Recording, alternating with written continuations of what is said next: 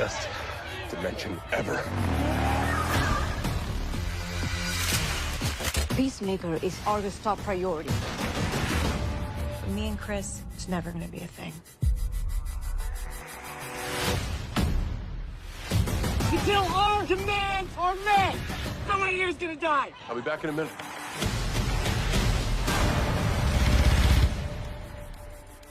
You good, man? I'm great. Been disappearing even more than usual. Here with Tully Television. I want to thank all of you for stopping by, liking, commenting, sharing. It really means a lot to us here. If you like what you're seeing here at the channel, hit the red subscribe bar down below. It really does help us go straight to the moon, baby. Today we're going to be getting into Peacemaker Season 2, Episode 3, Another Rick Up My Sleeve. You see what they did there? Another trick, another Rick. Are we getting Rick rolled with the trick roll? I don't know. Of course, we have John Cena as Peacemaker, Chris. Danielle Brooks as Leota Adebayo. Freddie Strowman as Vigilante. Jennifer Holland as Harcourt. Steve Agee as Economos.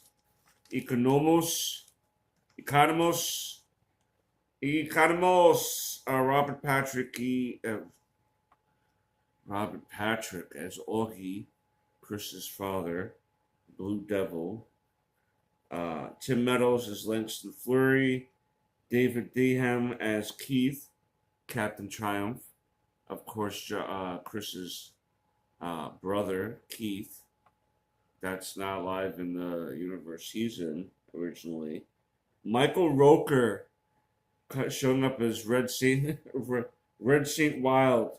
And Newt Lee as JudoMaster. Now, essentially, we wake up the next day from when Chris is hungover, right?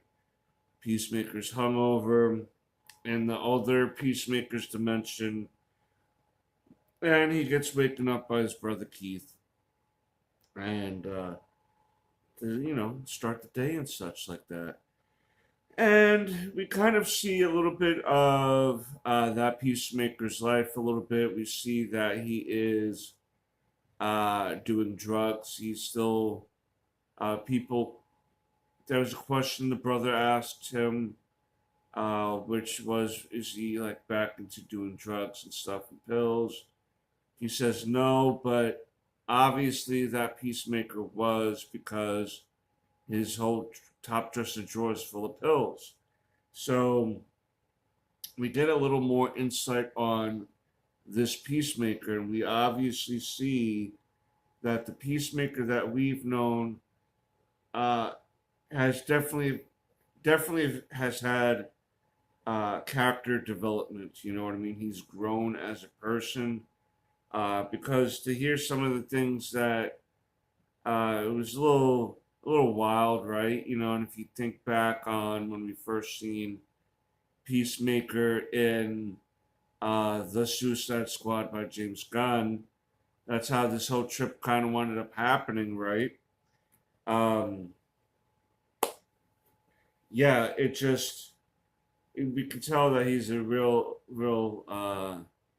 jerk here, you know, and we find out in this episode why Harcourt will never, ever get with Chris, in my opinion. Or if she does, it's going to be definitely not anytime soon. Because in the beginning of the episode, if we remember that Maltese mission that the Suicide Squad had, in which Peacemaker took care of Rick Flag Jr., we realized that Rick Flag and Harcourt were in a romantic relationship. And the only reason why it wasn't said to anybody was because the Enchantress, who Rick Flag was seeing prior, might go nuts and destroy the world. So the reason why Harcourt will never feel like she will have romantic feelings for Peacemaker is because he's the one that killed the man she loves. And that's pretty deep, you know what I mean? That's with her, and she's trying to understand that what he did was following the mission parameters, but that doesn't take away from the fact that she loved this man, and probably will never love another man for a very long time, or if at all. So you got Rick Flag Sr., which we haven't seen since episode, at the beginning of episode 2, I believe. You know, and then Harcourt really not on different ways, not feeling Peacemaker at all, no matter what his excuses may be or the character development he has acquired over the time of us knowing these characters. So his rejection is what's bringing him to this other reality in which he goes, right? And he wakes up, and yeah, he even made fun of the fashion sense of it, of that Peacemaker, when he mentioned about looking like the Kardashians' furniture with the prints and the leather and everything. And Keith is like, "Who the fuck is the Kardashians?" It's a small solace that there's no Kardashians in that reality. Woo! But that Harcourt, that reality's Harcourt, agreed to meet with him. And so he goes and meets with her at Argus. We see Rick Flag Jr. alive and working for Argus in this reality, but he's a sniveling little creep, nowhere near the cool badass that he was in the Suicide Squad. You can kind of tell he's very, what do you want, Chris? What are you here to talk to her for? You know, and he's like leering behind columns and stuff, watching them, being very beta. Beta, is that what the kids are calling it? He's being a beta man, a beta fish, something. I don't know, man. I don't know any of that shit, man. But he goes and he convinces her to go out and get like a little lunch date going on. And as they're talking about their problems, she's like, you know, you got to make sure this is what you want if the possibility is there. You can't say you want me and then 3 days later not want me like Christmas. So that means you're breaking up with this woman on Christmas. You're cheating on her. You were a drug addict. You used to say something about you delts all the time. The delts is when you do the trapezoid to the quadriceps to the. No, I don't really. Don't listen to me. Listen to me, but don't listen to me. Okay, so he was a real piece of work. Okay, as they're doing their little talking though, there is a terrorist group that is attacking this postal bank, right? Or this federal facility, so to speak. By the name of the group is called the Sons of Liberty, and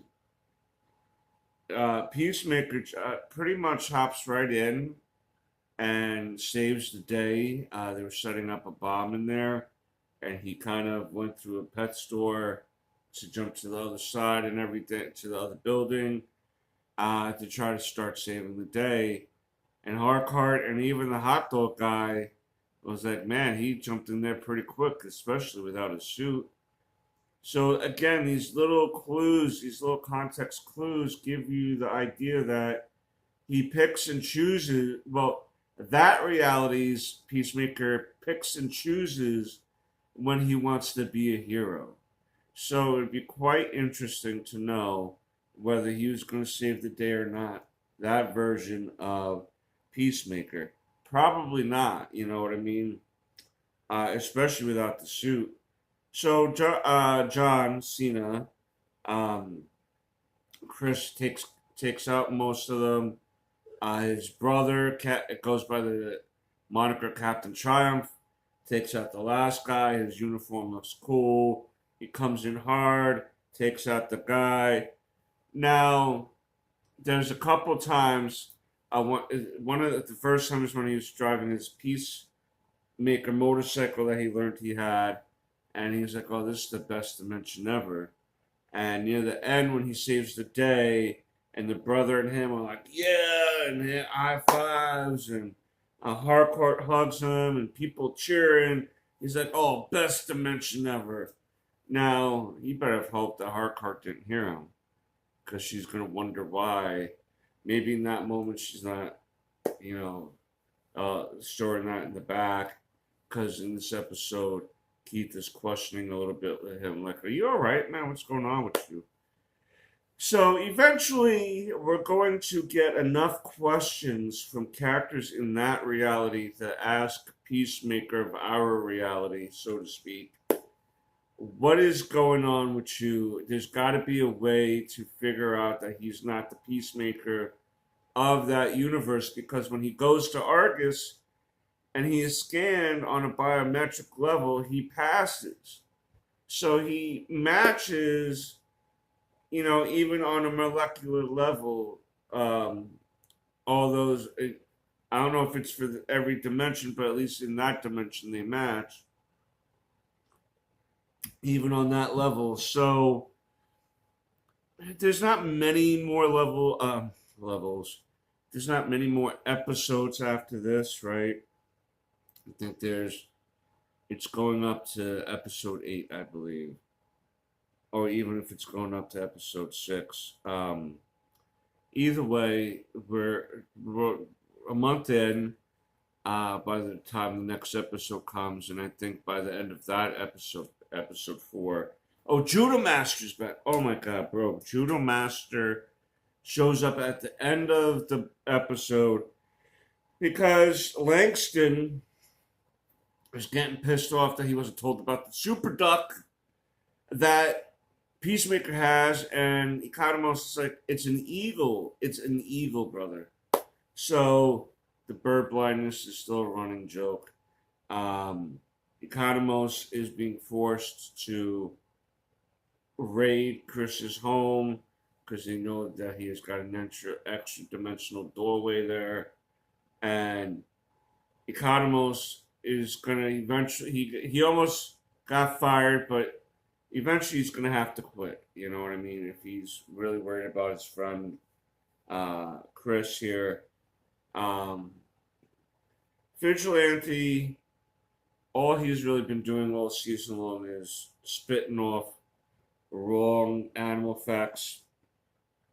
Like this time he was a spider expert. They're not doing much with him. He's just kind of being vigilante. And as far as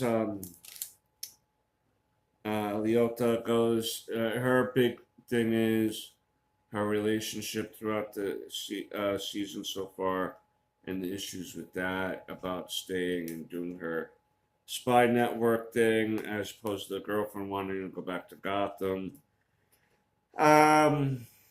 But obviously the big story surrounding Chris and the multi-dimensions. I'm liking the story so far. It's increasingly getting more tense, and the pacing is good, the acting is good. I think everything is good. The CGI. Let me know down below what you guys are thinking of the series so far. I'm going to give this series as a whole so far like an 8.